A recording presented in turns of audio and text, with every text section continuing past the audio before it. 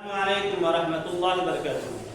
प्यारे बच्चों, आज हम जानेंगे नुक्ते के बारे में। नुक्ता कैसा होता है?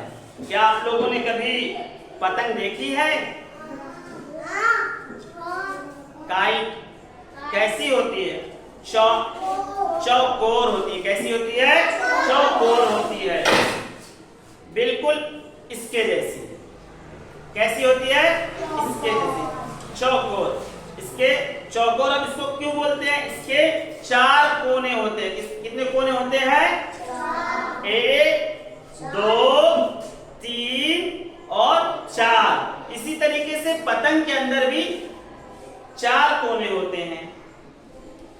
आप लोगों ने पतंग देखा है ना? उसके अंदर कितने कोने होते हैं? 4 कोने होते हैं। कितने कोने होते हैं? 4 कोने होते हैं। इसके इसी तरीके से नुक्ते के अंदर भी 4 कोने होते हैं। ठीक है, नुक्ते के अंदर कितने कोने होते हैं? 4 कोने होते हैं।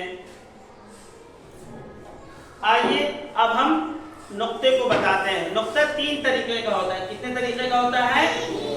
3 तरीके का होता है।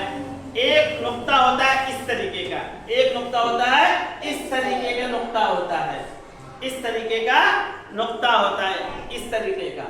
दूसरा नुक्ता होता है इस तरीके का, ये हो गया 2 नुक्ता।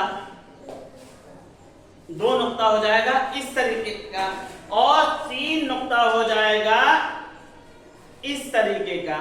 इस तरीके का हो गया। कितना नुक्ता हो गया? ये 3 नुक्ता हो गया। ये कितना नुक्ता हो गया?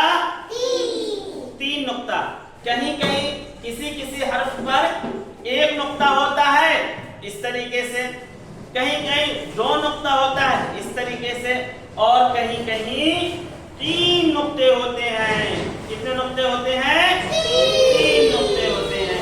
हमारे कायदा के अंदर नुक्ता बना हुआ है। आप लोग नुक्ते के अंदर अपने मन पसंद का रंग भरकर घर से लेकर आएंगे।